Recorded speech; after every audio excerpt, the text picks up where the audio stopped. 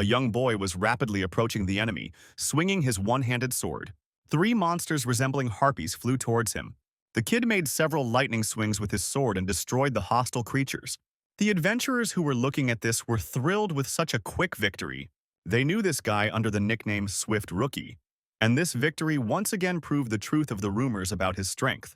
Suddenly, the main character named Shun heard a loud system notification sound. In the same second, his body erupted in black flames.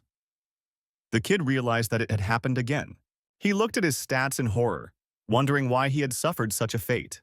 His level had once again dropped by 1 point, this time reaching its lowest level. This had been happening for a long time. No matter how much the protagonist fought, his level continued to drop. Each person received a special ability upon reaching the 50th level. It could be an ability related to sword skills or magic. Shun had also reached the 50th level at one time, and that was when he obtained an unprecedented skill called Level Down. The protagonist woke up from his memories of regaining his first level again as he was being beaten again. While the man named Gazaria continued to beat up Shun, the villain's underlings stood aside and taunted the head boy. The hero could barely move from the numerous fist and knife blows.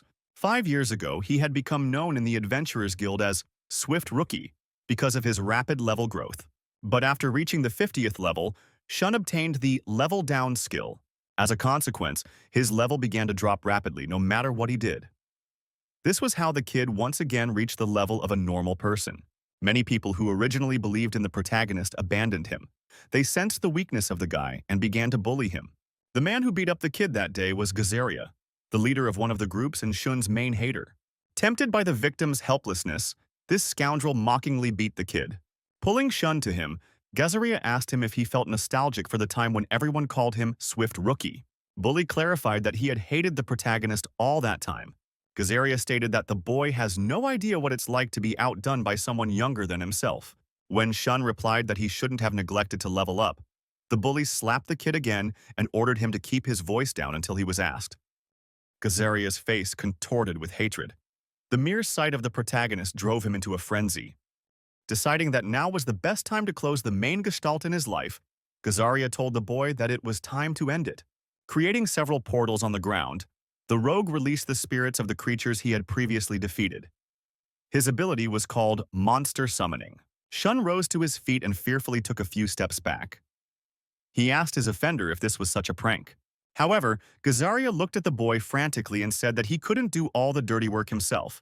The protagonist shouted that this was a bad trend, and if the scoundrel started to deal with those he didn't like in this way, other adventurers might get hit as well. Gazaria then slapped the kid again and told him it was too late for him to worry about that. Turning to his associates, the villain asked them if they had heard about the accident in this dungeon. Smiling, they replied that they remembered nothing of the sort. One of the accomplices ironically said that he had heard as if a talented newcomer was trying to get in here. Turning around, Gazaria told the victim that there was no point in running away from here. The villain explained that he had summoned a huge number of different monsters, especially for the protagonist. At that moment, several blood wolves appeared behind the boy's back. Having prepared his sword, Shun looked at his characteristics in the window that popped up next to him. Realizing that it would be pointless to fight with his first level, Shun turned around and tried to run away from the creatures. Fleeing helped the protagonist temporarily hide from the numerous monsters Gazaria had summoned. Hiding behind the ruins of the dungeon, Shun tried to count the opponents, but there were too many of them. Reflecting on what happened, the kid thought that Gazaria behaved like a pervert, because if the villain really planned to kill him, he would have released much stronger monsters. Suddenly, the protagonist heard a piercing scream from the direction of one of the corridors. There stood an unknown girl, displaying a sword in front of her.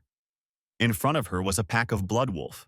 Trying to drive the monsters away, she shouted that she didn't expect to encounter so many creatures here at once. Shun realized that because of him, a completely innocent person was in trouble. The kid wanted to help badly, however. He realized that he had almost no chance of winning.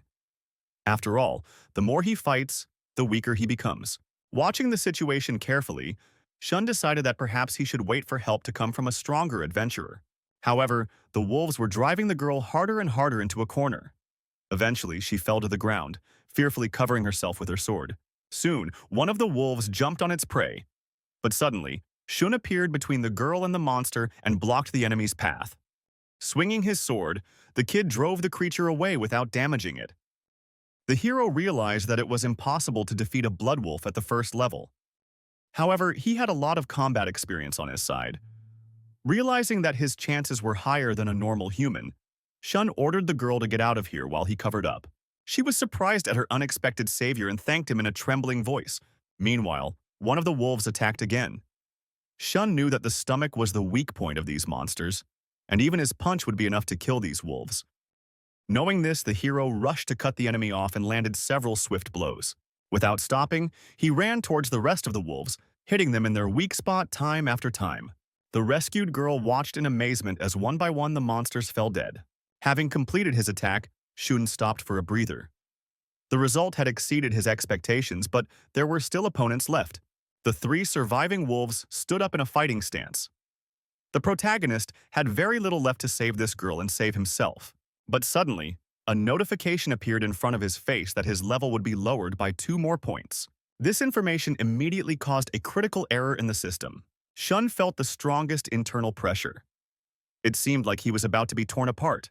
His level suddenly dropped to a negative value. The protagonist stared at this notification in a stupor. He had never heard of anyone managing to get a level with a minus sign. At the decisive moment of the battle, it was as if his body was petrified. Shun couldn't understand how this mistake restrained his movements. Looking at his trembling hand, he thought that all he wanted was to become stronger to help others. Shun sincerely didn't understand why he was the one who would receive the ability to lower his level, carrying such a heavy burden for the rest of his life. However, he quickly realized that there was no point in giving up, because he was still alive. He once made a promise to himself that he would protect those around him until he could no longer fight. Shun still continued to stand on his feet, which meant that he had an obligation to protect this girl. The guy didn't care about the fact that his level had dropped below 0, because he had a much more important problem right now. In the same instant, the surviving wolves pounced on the protagonist. Still not realizing what was happening to his body, Shun got into a fighting stance. At least he would try to protect someone before dying. Suddenly, an unknown voice calmly said that justice had been served to the one who had to suffer the most. The unfamiliar voice turned to the protagonist, calling him by name, and stated that the guy had worked well to reach this state. In the same instant, time stopped, and the guy was able to get a good look at his opponents. Shun realized that he seemed to be the only one who could move. Suddenly, the system notified the protagonist that by getting a negative level, he got rid of the curse. In the same instant, his hands burst into black flames. In another notification, the system claimed that the boy could now use the power of the backside of the world. An unknown voice confirmed that the boy had been freed from the curse that every level owner possessed. As a reward for reaching the first negative level, Shun received the Black Flame magic ability. The system explained that a negative level owner needed error points to use error skill. Just when Shun thought that what he had seen was absurd, a voice behind him praised him for a job well done. Turning around, the protagonist saw a strange man. Having compared the previously heard voice with the voice of this stranger, the guy realized that this man was the one who praised him for reaching the negative level. Smiling, the man said that he couldn't stop time any longer. After that, the stranger reached forward with his hand and said that he would try his best to outline the entire situation as quickly as possible. After creating an illusion in front of Shun's eyes, the man explained that this entire world had been cursed by the Great XXX. He explained that the entire level system was originally designed to be a curse. When asked by the protagonist if increasing levels didn't make a person stronger, the stranger replied that it did. However, the set limit of 99 levels meant that a person could not become stronger than that limit. Still, Shun managed to free himself from the curse of levels, and that is why he has the ability to become much more powerful due to the strength that lies beyond the limitations of this world. After finishing his story, the stranger suddenly clarified that their time was over. Finally, the man explained that the lower the guy lowered his level, the more he would receive energy from the other side of the world. After these words, the time-stopping effect abruptly stopped. Looking straight in front of him, the protagonist saw that the wolves were already very close to him. Shun had barely regained consciousness and therefore did not have time to properly defend himself against the attack. Pushed with his foot, the kid dodged to the side at the last moment. The protagonist realized that the monsters wouldn't give him much time to think, and he needed to think of a way to deal with them quickly. The wolves didn't stop for a second and continued to attack their prey time after time. Deciding that this was the best time to try out a new ability, Shun activated Black Flame Magic. At the same instant, a powerful energy stream erupted from his hand, literally incinerating the monsters. So dominant was the power of this ability that the boy was astonished. When the smoke from the explosion cleared, he saw all three wolves lying dead on the ground. It was unlike any flame magic Shun had seen before. But what surprised the guy the most was that he was able to instinctively use this spell.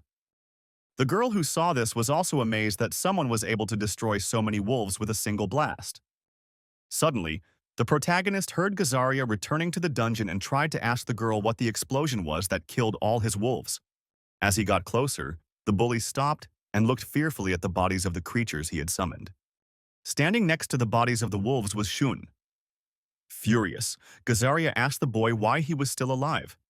Suddenly, an unfamiliar girl interjected into the conversation. She told how everything had happened. Not believing a single word she said, Gazaria kept asking what had happened. However, the girl insisted on her version. Not understanding how such a thing was possible, Gazaria asked the stranger if she knew that this boy's nickname was Swift Rookie. Then, the girl sharply replied that there was no need to change the topic of conversation, as they were not talking about someone's reputation right now. The protagonist was surprised that the stranger speaks so peculiarly to Gazaria, since most local adventurers know that it is better not to mess with him. Most likely, she was not a local. Suddenly, the girl turned to the kid and said that she forgot to introduce herself properly. Bowing, she thanked the protagonist for saving her. Shun said that he was only doing what he thought was right. After presenting her characterization card, Lisa insisted that she should observe decorum. After all, she had just had her life saved. After introducing himself to the girl, Shun looked at his characteristics again. On the list of his abilities was Black Flame Magic. As it turned out, the power level of this technique was on a completely different level than he had originally thought. Having seen the work of familiar mages before, Shun knew that it took an incredible amount of training to achieve this level of magic. That he himself now possessed such power was beyond his comprehension. Suddenly, the corridor of the dungeon was filled with a wild roar. Everyone in the dungeon at that moment felt an incredible pressure. A huge figure, emitting a bright blue light, appeared in front of the group of adventurers. A notification appeared in front of the faces of all five of them that this creature was called Void Dragon Demiurgos, but its level could not be determined by the system. Hoping that this was another prank, Shun asked Gazaria if the creature was one of his pets. In response, the bully shouted back that he didn't have the ability to summon something like that. The dragon once again let out a terrifying roar, throwing everyone around it into a panic. Shun could not find any explanation as to why this monster had appeared in this dungeon. Suddenly, the main character's mind was filled with memories of this creature. Once again, back to reality, the guy grabbed his head. Now he had a strong feeling that he had once known this dragon long ago. That stranger spoke of how memories of something forgotten would come to the guy. After another roar of the dragon, the monsters lying nearby received a regeneration effect. Within seconds, the wolves that Gazaria had summoned earlier rose from the dead. Looking at the wolves that had risen from the dead again, Shun assumed that the regeneration was not the cause. Demiurgos then emitted a long pillar of flame from his mouth. The blue flame was directed towards Gazaria, who immediately tried to apply a magic shield. Realizing that there was something wrong with this dragon, Shun shouted for Gazaria to run away urgently. However, the bully tried to stand his ground. A pillar of blue flame effortlessly broke through his shield and scorched the guy. Not taking any damage from the fire, Gazaria looked at his hands. The bully saw his skin age dramatically, as did the rest of his body. A few seconds later, Gazaria fell dead to the ground. What had happened had finally confirmed the protagonist's fears. Their opponent knew how to manipulate a target's life. Turning his head, Shun saw his new friend snatch his sword, and in a trembling voice ordered the boy to run away from here. She explained that the boy had already saved her life once, and now it was her turn to return the favor. Shun stopped the girl, saying that this is too reckless, as there is clearly something wrong with this dragon. Previously, the protagonist had never heard that there was an ability that allowed him to manipulate time. As soon as Lisa got into a fighting stance, Demiurgos immediately attacked her as well. The girl saw this and clenched her eyes and prepared to accept her death. And then Shun abruptly snapped out of his stance. At the last moment, he pushed the girl aside, thus exposing her to the beam. Lise didn't have time to realize it, and in the same instant, bright blue flames flew close to her. A bright blue explosion lit up the room as the fire caught up with the protagonist. Shun continued to stand on his feet and endure this blow as his body rapidly aged. When the kid was being set up for that blow, he knew something was wrong with that beam. A memory from the past helped him make the right decision. At the same instant, the system alerted that it had detected a human attempt to transcend the laws of nature. Following that, an automatic mod activated, allowing him to set up a barrier against the attacks and neutralize them with force. Thus, the dragon attack was completely blocked. Following this, the system completely healed the protagonist as a one-time effect. When the smoke from the explosion cleared, his body was the same as before. It turned out that the memories he had received from the past were true and helped him make the right decision. That man had been right, and Shun had indeed become much stronger than he was before. Lise watched in amazement as the guy continued to stand in front of the dragon without any damage. For a moment, the girl thought that the boy had a legendary level, and that was why he was still alive. However, the dragon didn't want to stop there. Spinning around itself, Demiurgos suddenly pounced on the kid. Shun was now certain that this opponent did not stand a chance. Moments before the dragon struck, the protagonist activated Black Flame magic. A huge ball of dark energy exploded near the monster's face. From the unexpectedly strong attack, the void dragon retreated, looming over the boy. Losing his left eye, Demiurgos swung his paw to tear the man apart with his claws this time. The monster swiftly pounced on the boy. However, the boy dodged without much trouble. Shun was also able to uncover a few new memories of his new abilities. Most of the information was hazy, but he instinctively felt the need to unlock new abilities. Channeling a stream of magic onto his sword, the lad was able to enchant his blade with dark energy. The dragon once again approached at a critical distance, and Shun decided to attack it in close combat. Making a leap towards Demiurgos, the boy used an ability for his sword called Kagutsuchi. With one strike, he killed the powerful void dragon. For destroying such a powerful creature, the boy lowered his level to -3, gaining a lot of experience and a new skill. Shun looked at the notification in surprise. What surprised him the most was that it was possible to possess multiple skills at once. However, that wasn't that important right now. The main thing was that he had managed to reach a new level by breaking the level system. A short while later, they made their way to the surface. Shun and Lisa were walking along a busy city street in the direction of the Adventurers Guild. Suddenly, the protagonist asked the girl why she was following him. According to his information, she is not a member of the guild, which means she has nothing to go there for. In response, Lisa said that the reason why she is following the guy is very personal. The girl added that she will go wherever Shun goes. The kid said that it didn't get any clearer to him. Lisa then explained that since Shun had saved her life twice, it was important for her to be close to him. The kid sighed heavily. He had already said that he didn't need any thanks. On the other hand, he had no reason to chase this girl away. What was more important now was to deal with the resources he had gotten after killing many monsters. In order not to attract unnecessary attention, it was necessary to keep quiet about the fact that they had managed to defeat the Void Dragon. First, they had to get the reward from the guild for the looted materials. Suddenly, Lisa said that it was no big deal. When asked by the protagonist what she meant, the girl replied that the guy should not sell resources in the guild since she could take care of it.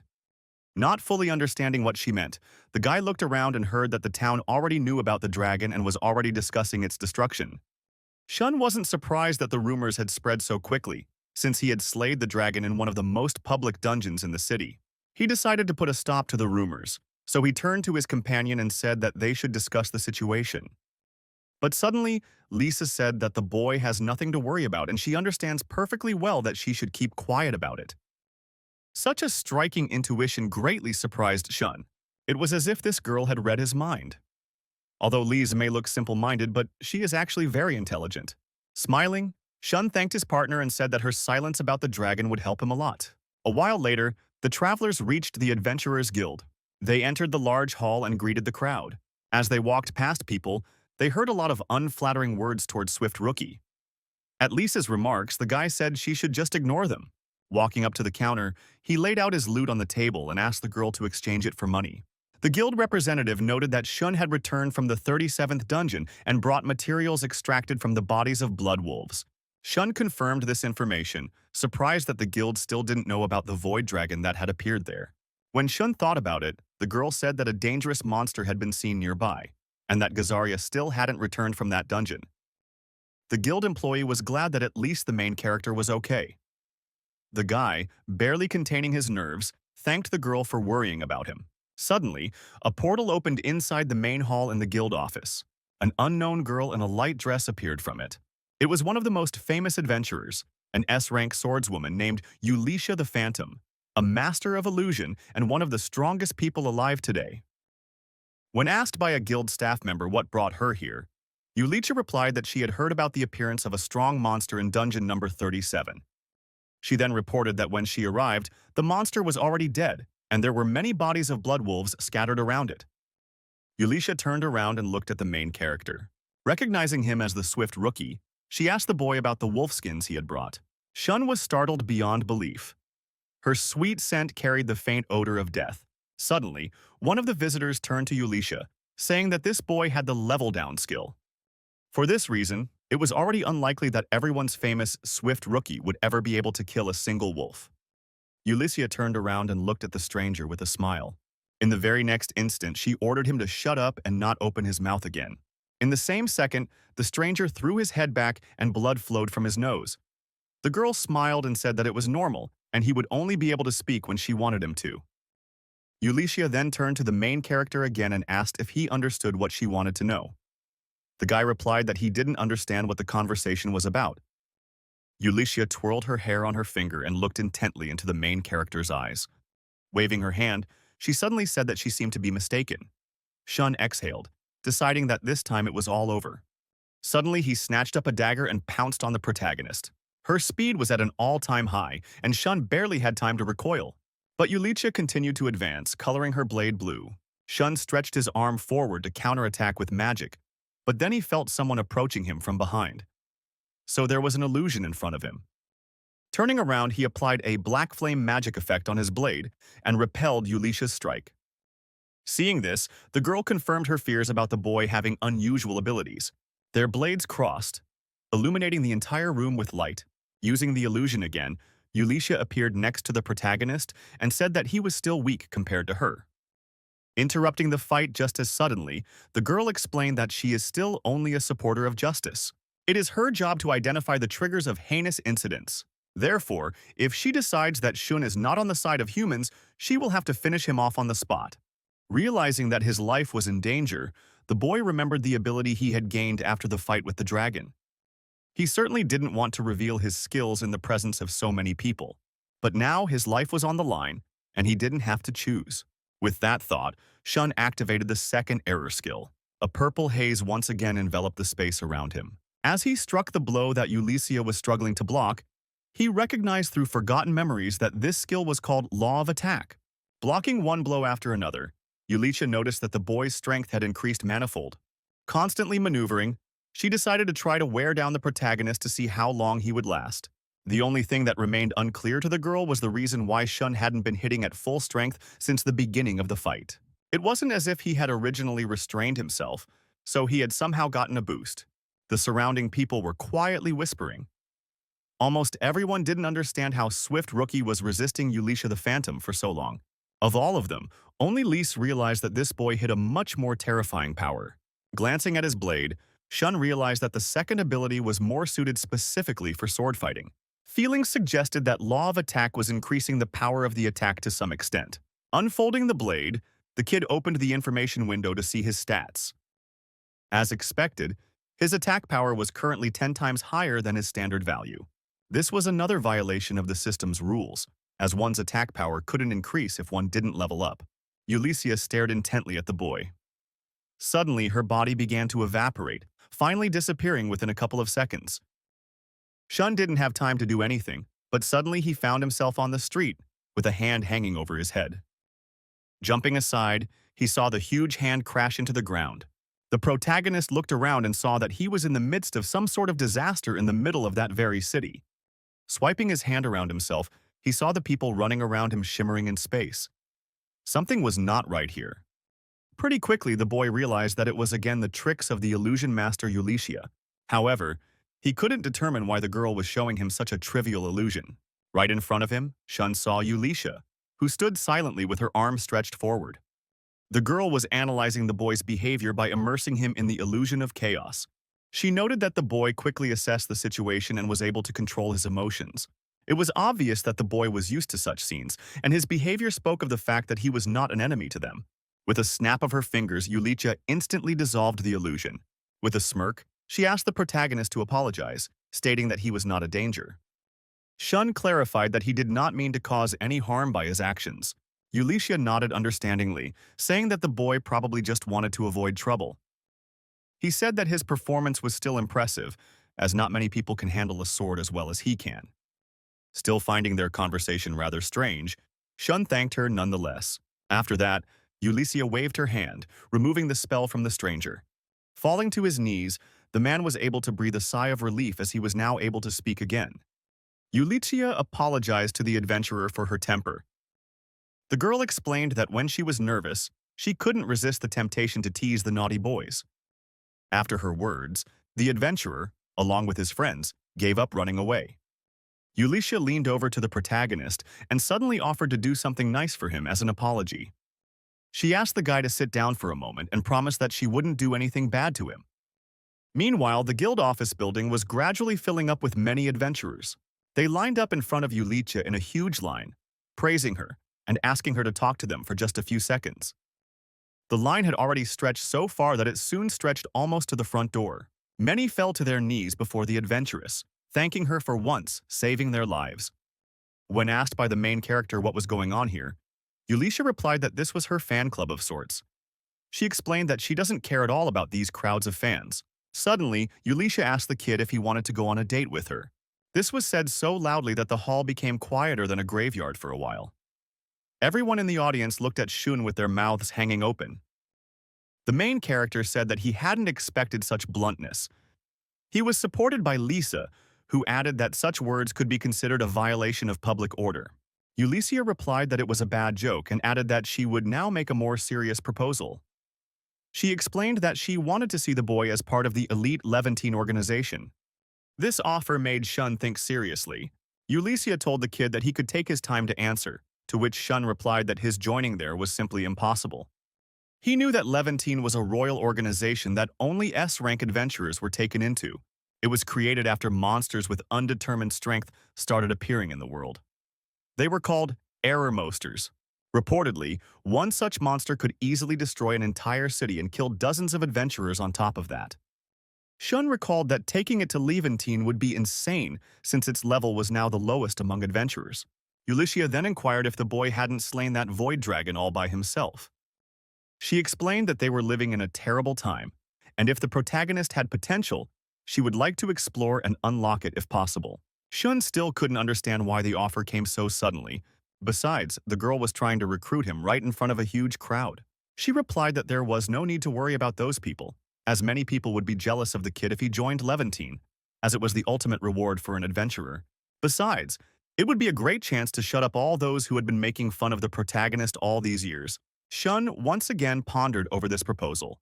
He had heard people around him discussing that a local celebrity, the legendary Swift Rookie, a first-rank fighter, suddenly wanted to recruit Levantine. The boy remembered his father saying that strong men should get the recognition they deserve. He also remembered the day his father left for another raid, but never returned from there. At that time, he had promised to return to them one day. His father had broken his promise. The protagonist didn't believe that his father was dead.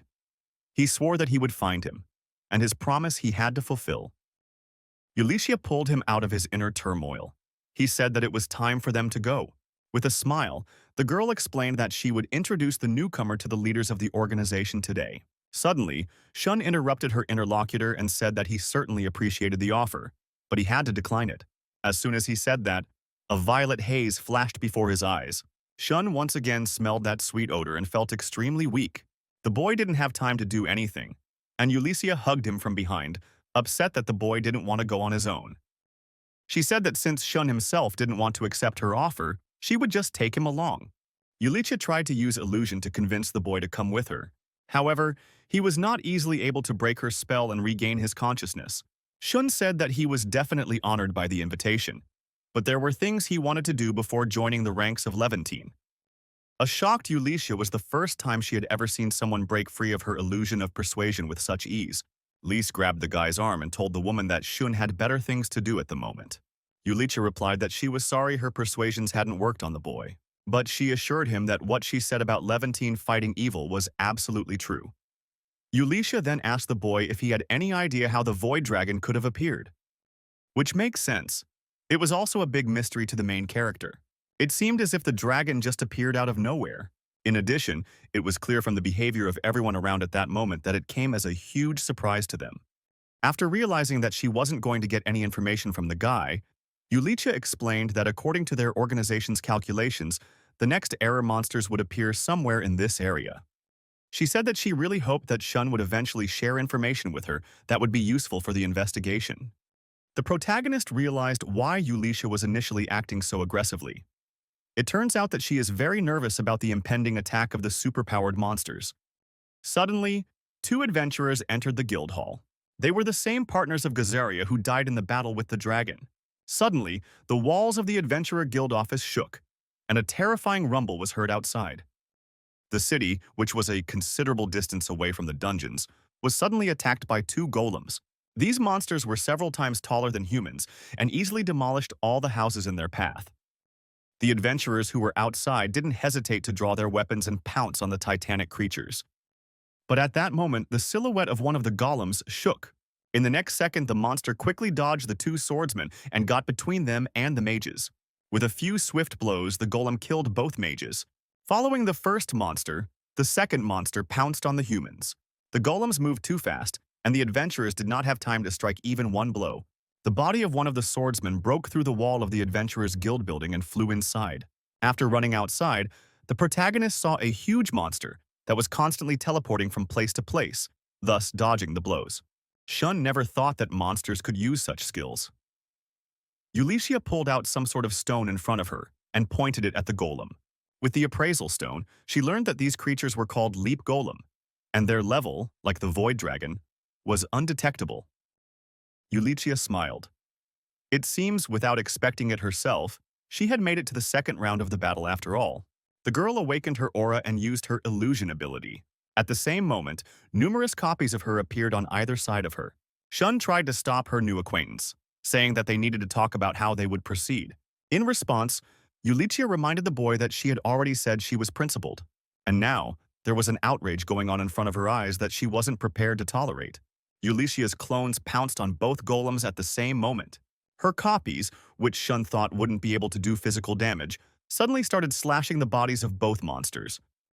Shun realized that he had originally greatly underestimated the ability to create illusions. Eulishia ran from one golem to another in a furious rage, shouting that she would make them pay for showing disrespect to this city. Suddenly, there were several more explosions behind the protagonist. Turning around, Shun saw two more of these goblins enter the square. He would hardly be able to deal with them if even Eulishia had difficulties. Nevertheless, Shun told his partner that he was also entering the battle and asked her to take the others to safety. At that moment, one of the monsters swung to kill a boy who had fallen to the ground and was calling for help. Moments before the blow, Shun was between them and prepared his sword to block it. The protagonist activated the Law of Attack skill and slashed the golem's arm. While the monster stared at the severed limb in amazement, Shun ordered the terrified child to run away quickly. The kid ran away, but the protagonist meanwhile stared in amazement at the monsters that seemed to be arriving without end. Shun glimpsed at the information board, assessing his chances. His error point was being depleted too quickly. Using Law of Attack to destroy every monster wouldn't work since there weren't that many points. Shun looked at Eulishia. She was causing a lot of trouble for the monsters, and those monsters had stopped teleporting for some reason. Suddenly, a memory from the past came to the protagonist's mind, hinting that these golems had a feature that would allow them to be defeated. While thinking about it, Shun almost forgot that there were several huge monsters moving towards him. Running away from the golems further and further into the city, the guy realized that he definitely wouldn't have another chance at destroying them. On the move, Shun blocked many blows from his opponents, amazed by their speed. The guy tried to fight back, but due to the number of blows, his HP bar was constantly decreasing. One of the monsters swung a fist at the guy. The protagonist tried to block this attack as well, but he had almost no strength left at that point. The golem broke through Shun's defense and threw the guy back a few meters. The protagonist landed on his feet and looked at the glowing sword with heavy breathing. He only had one opportunity left to finish off his victories. By this point, he had already perfectly realized that the special ability of these monsters was not teleportation at all. These golems could only move super fast in a straight line, which didn't give them a total advantage in the closed, straight city streets. Eventually, 4 golems lined up at once on one long street, one after another. This was exactly the moment Shun had been waiting for. Putting his hand out in front of him, he activated his black flame magic ability. A stream of magical flame covered all 4 monsters at once. This was the first time Yulichia could observe how this boy acted in battle as he fought at full strength. After a few seconds, all 4 golems engulfed in flames were defeated. Many wounded adventurers could not believe that such powerful creatures could defeat the swift rookie, and one could be laughed at by the entire town. Yulichia stared silently at the burnt-out monsters. This was something more than ordinary magic. She realized that the boy's plan was to gather these creatures in a single row and see if his magic could overpower them. Yulichia confirmed her thoughts about this young boy having immense power and equally immense potential. Meanwhile, Shun received a notification of a new level downgrade. In addition, the maximum possible error points had increased to 90 units. In addition, a third skill called Revenger's Curse became available to him. This skill cost 30 error points and gave the protagonist the ability to return the damage received back to the enemy. Shun had lowered his level to -4, but he had already managed to get as many as 3 skills. It was scary to think about what awaited him next. Suddenly, a crying old man who could barely speak a few words ran up to him. Gathering his courage, the elderly man thanked the protagonist for saving his grandson during the attack. One of the townspeople tried to calm him down, but the man said he couldn't be calm after what he had seen. He told the boy that he was willing to do whatever he wanted. Shun replied that he didn't need anything. Yulichia told the new hero of the city that he should not be so humble after such a brilliant victory. Holding out a bottle of wine to the boy's glass, she added that there was no doubt that he had saved many lives today, so it was time to celebrate. Fueled by another glass of wine, Lisa shouted that she absolutely agreed, because she had originally believed that Shun was much cooler than everyone else. The girl shouted to the tavern keeper to pour her another drink. Meanwhile, a few other adventurers looked enviously at the trio drinking merrily in the middle of the city. One of the boys hissed that it wasn't fair for some brat to be surrounded by such beautiful girls. His partner agreed, suggesting that Swift Rookie had somehow cheated. Suddenly, they were called out by the very kid the protagonist had saved. He said he would not tolerate such words against his savior. The guys ordered the little kid to get out of here, as this talk was none of his business. The protagonist looked at this argument. One way or another, he was glad that he was able to save so many people. Bringing another mug to her mouth, Yulichia was still thinking about those strange golems. Suddenly, she asked Shun if he remembered their conversation about the appearance of the monsters. Shun answered in the affirmative, and then Yulichia explained that she hadn't felt anything until those golems had appeared literally right in front of their noses. She assumed that the void dragon had appeared just as these creatures had. The protagonist agreed with her. Back in the dungeon, he realized that although Gazaria had not summoned anyone, perhaps someone else had the ability to do so. Then the guy asked his interlocutor why in his investigation he was sure that the monsters would appear here. The girl said that the question is a good one, but the answer is simple. Special monsters of certain classes usually appear in the same place where they have been seen before. This was a pattern they had noticed quite some time ago, but it was still being studied. It was a good clue to understand the nature of error monsters, and if it's not a coincidence, then maybe it's not a pattern either. Perhaps someone or something is doing it on purpose. Suddenly, an epiphany came to the protagonist. He finally found the thread that connected the 2 appearances of the special monsters. Shun asked Yulichia to walk with him to the same place. Standing up from his chair, the guy explained that he probably didn't keep an eye on something important. Meanwhile, 2 barely visible figures were rummaging around near the remains of the golems.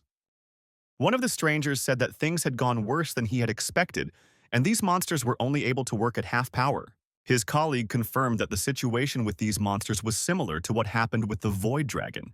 He then suggested that perhaps these creatures should be given a chance to adapt to this world. His partner agreed that everything pointed to just that. Pulling out his sword, the cloaked guy fended off a surprise blow from behind him. He channeled the full force of his blocking power to the side, throwing the protagonist a few meters away from himself.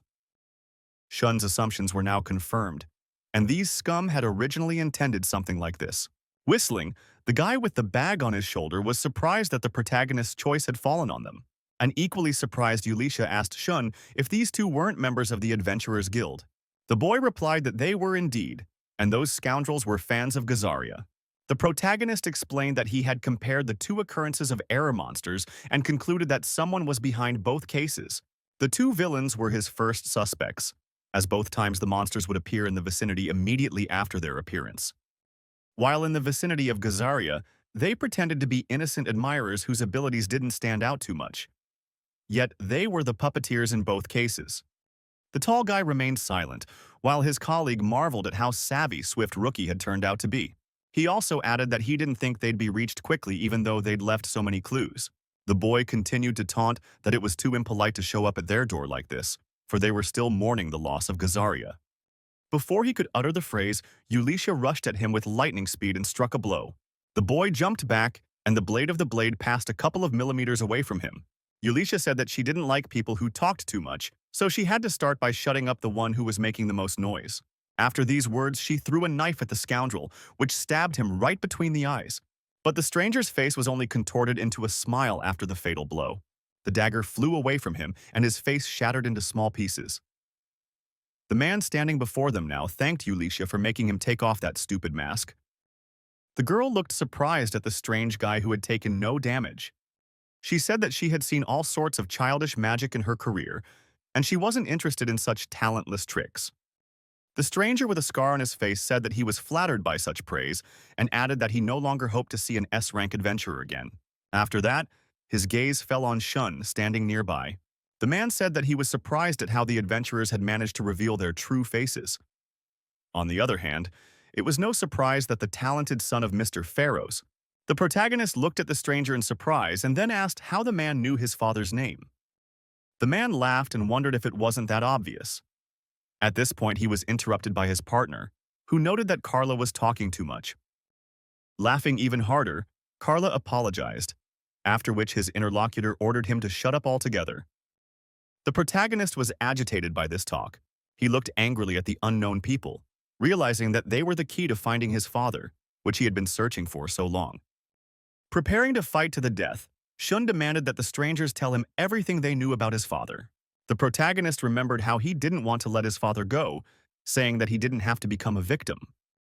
His father then said that in order to stop the monsters, someone had to come and do the job.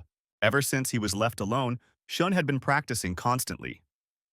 He heard everyone around him discussing him, calling him the son of a madman father who left to save the world but never came back. So the rumor of him spread throughout the city, and not everyone found compassion. Gazaria, in the process of beating him up, repeatedly said that Mr. Pharaohs was nothing but a weakling. He could never believe that the father of such a brat had the nickname the Hope of Men in certain circles. The protagonist, no matter what, always believed that his father was not dead. But every time all his attempts to prove something ended the same way. Now he was ready to find out any information about his father, even at the cost of someone else's blood. Shun glared at the strangers and repeated his demand again. The man in the cloak replied that they had no reason to say anything, and then suggested that the two adventurers surrender. He barely had time to finish his demand before the protagonist attacked the man at the same instant. Shun struck hard, and the stranger only had time to put his hands in front of him before he was thrown backwards. After flying some distance, the man fell face down on the ground. Carla shouted that it was a great blow, and even the golem could hardly resist it. Elisha decided to help the protagonist, but he immediately stopped her, saying that it was his fight. Shun explained that he was ready to deal with these scum no matter what. At this moment, Elisha felt incredibly scared for some inexplicable reason. It seemed that this guy really was that man's son. Carla only grinned at the main character's words of revenge and snapped his fingers. At that moment, several golems similar to the ones that had attacked the city emerged from the ground. They crowded around the kid and stared at him for a while. Shun counted his opponents and realized that with his current attitude, they wouldn't be much of a problem. Carla waved his hand and ordered the golems to wipe this kid off the face of the earth. But before he could say anything, the protagonist struck all the monsters with a few swift blows. Elisha, who barely had time to pull out her blade, stared in surprise at the debris falling from above. For Carla, the brat's quick victory was also an unpleasant surprise. He shouted mockingly that he didn't even have time to see the kid throw his punch. At that moment, a tall man got up from the ground and told Carla to stop fooling around because they had orders. The partner replied that he would try not to overdo it or they might upset Mr. Pharaohs. Upon hearing his father's name again, Shun boiled with rage. He asked why the creeps were always talking about his father. Carla apologized with a smirk and said that the boy should forget everything he just heard. The protagonist, without a second's hesitation, snapped out of his seat and tried to attack Carla. A moment before the blow, he saw a bright glow in front of him. Nevertheless, the guy still tried to attack. When the smoke from the impact with the ground cleared, he was surprised to find two small dolls in front of him. Carla shouted at the boy and told him that his antics were making him uncomfortable. Shun saw that the two had teleported to the roof. The tall man named Dan again asked Carla not to escalate the situation. The blonde man then looked at the protagonist, and once again couldn't contain his laughter at the sight of his face. After laughing enough, he added that if the brat wanted to know the details, he should ask Ms. Yulisha for clarification. Carla said that even if the brat didn't want to understand, he would still guess why she had attacked him in the main guild hall. Yulisha gave the creep a frightened look, whereupon Dan once again ordered his partner to shut up and move back out. Preparing to open the portal, Carla said that, in any case, they were done with what they came for. Opening the portal, he promised the protagonist that they would meet again when the time was right for them to do so. Suddenly, Carla heard the voice of a boy beside him. He turned around, but Shun was once again at his back. At the last moment, the blonde managed to dodge a blow that shattered the roof of the building. Dan grabbed his sword and managed to find the protagonist, who again decided to come from the rear. Several blows followed, with Shun shouting that he hadn't let anyone leave here yet. After another attack, Dan put his arm out to the side and blocked the flow of black flames, forming an obstacle in the form of a wall. Taking control of the situation, he said that he liked the zeal with which the boy was fighting, but he was still too weak. Shun then pounced on Carla, yelling that he wasn't done yet. The blonde only laughed, saying that the brat thought he was the master of the situation, but in reality he was getting too carried away. The protagonist used black flame magic on the run. In response, Carla used his ability called Black Thunder.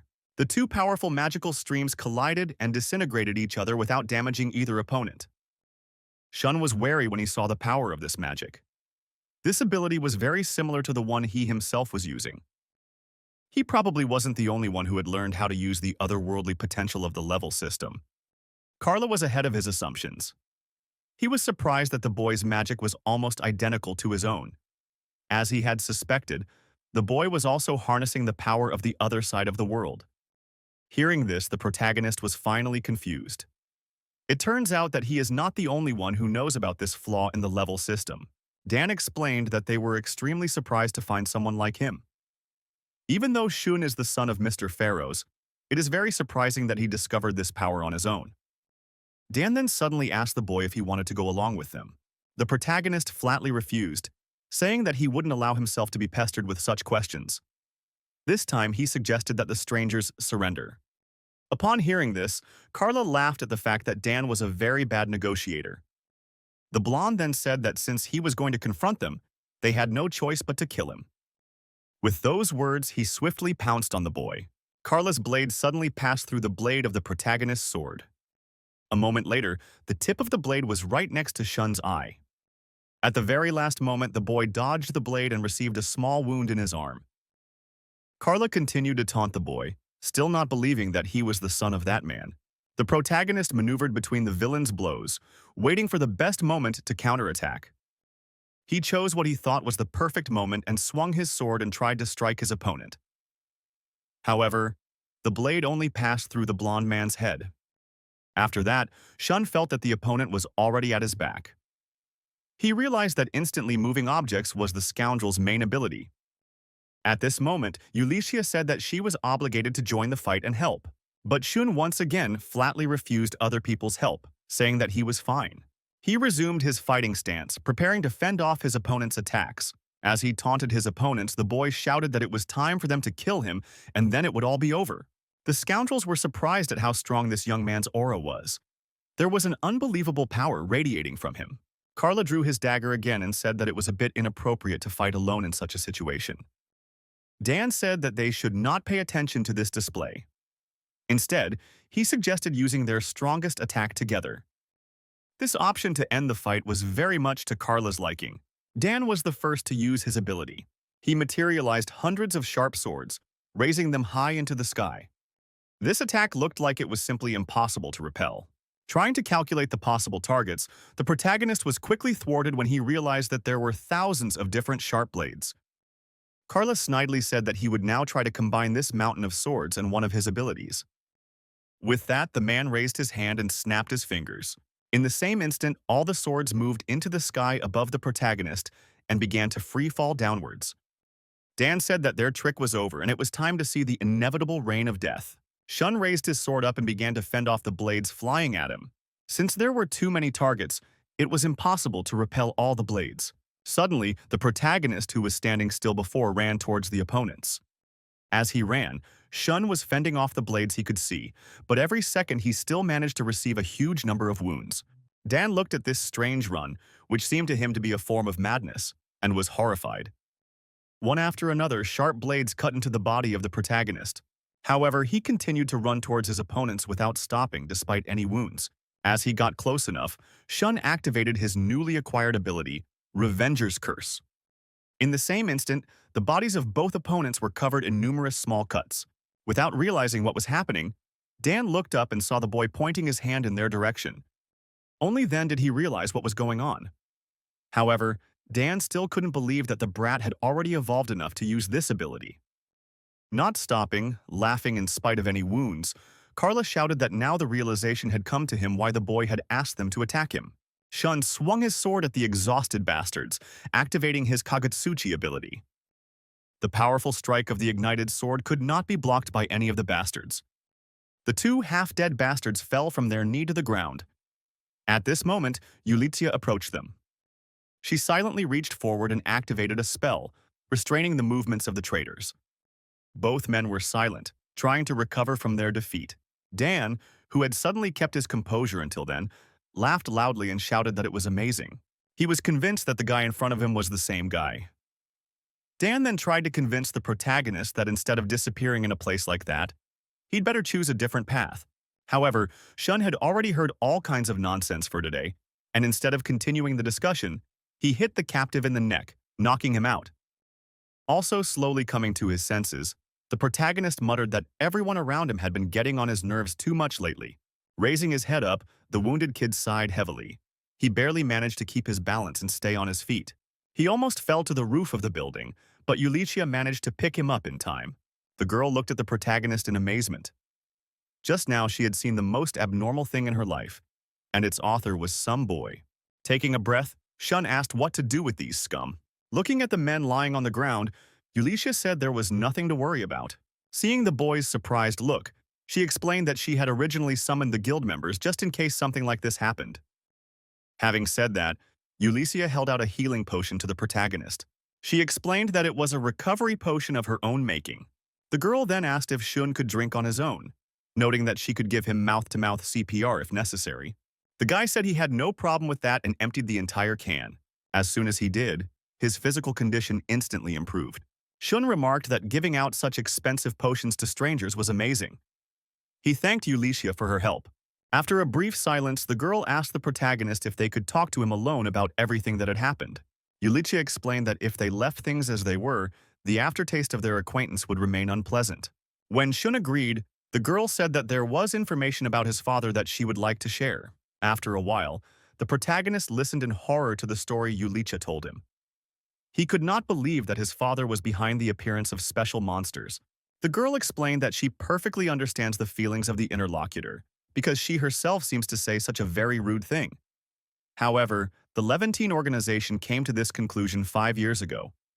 It is for this reason that Yulitia initially treated the guy with wariness. In addition, strong evidence of Mr. Pharaoh's involvement could be the words of those villains. Although they haven't said anything substantial yet, they may well reveal a lot of new information during the interrogation.